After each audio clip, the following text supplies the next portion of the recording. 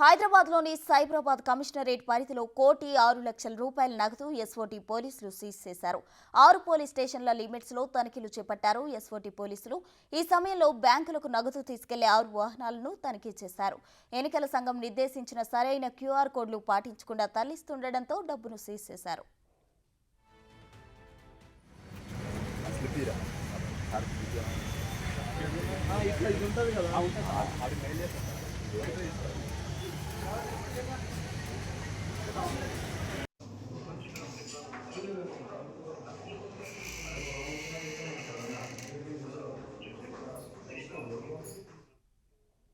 మరిన్ని వివరాలు మా ప్రతినిధి సురేష్ అందిస్తారు. సురేష్, చెప్పండి. అయితే ఎలక్షన్ కమిషన్ ఇచ్చిన సరైన క్యూఆర్ కోడ్లు పాటించకుండా వీరు డబ్బులు తరలిస్తున్నట్లు పోలీసులు గుర్తించారు. ఏంటి వీళ్ళపై ఎటువంటి చర్యలు తీసుకునే అవకాశం ఉంది? అసలు ఆ డబ్బును ఎక్కడికి తరలిస్తున్నారు?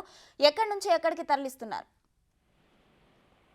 తెలంగాణలో ఎలక్షన్ కోడ్ వచ్చిన తర్వాత ఎలక్షన్ కమిషన్ ఆధ్వర్యంలో తనిఖీలు చేస్తున్న తరుణంలోనే ఇటు సైబరాబాద్ ఎస్ఓటీ పోలీసులు కూడా ఎక్కడికక్కడ వాహనాలను ఆపి తనిఖీ చేస్తున్నారు. అయితే మేడ్చల్ అదేవిధంగా మరికొన్ని ప్రాంతాల్లో 6 చోట్ల బ్యాంకులో డిపాజిట్ చేయడానికి తీసుకెళ్తున్న వాహనాల్లో డబ్బులు తరలిస్తున్నారు. వాటికి సరైన గైడ్ లైన్స్ ఎలక్షన్ కమిషన్ అన్ని ఇవ్వడం జరిగింది. క్యూఆర్ కోడ్ తప్పనిసరిగా ఆ వెహికల్స్ కి అమర్చి తీసుకెళ్లాలని చెప్పినప్పటికీ కూడా నిబంధనలకు విరుద్ధంగా డబ్బులు తరలిస్తున్నారనే సమాచారంతో ఈ వాహనాల్లో తనిఖీలు చేయడం జరిగింది. దాదాపు 1,06,00,000 రూపాయల నగదును స్వాధీనం చేసుకున్నారు పోలీసులు. దీనికి సంబంధించి పోలీస్ స్టేషన్ లో కేసు కూడా నమోదు చేశారు. సరైన నిబంధనలు పాటించకుండా నగదు తరలిస్తున్నారు బ్యాంక్ వెహికల్స్ లో అని చెప్పేసి కూడా కొన్ని పార్టీలకు సంబంధించిన అమౌంట్ తరలించే అవకాశం ఉంటుంది. కాబట్టి ఖచ్చితంగా ఎలక్షన్ కమిషన్ ఇచ్చిన గైడ్ లైన్స్ ను పాటించి నగదును రవాణా చేయాలని చెప్పేసి ఆదేశాలు ఇచ్చినప్పటికీ కూడా వాటిని ఎక్కడా కూడా పాటించకుండా కొన్ని బ్యాంకులకు సంబంధించిన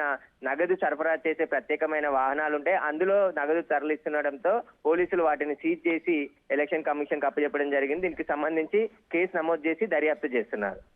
రైట్, థ్యాంక్ యూ సురేష్.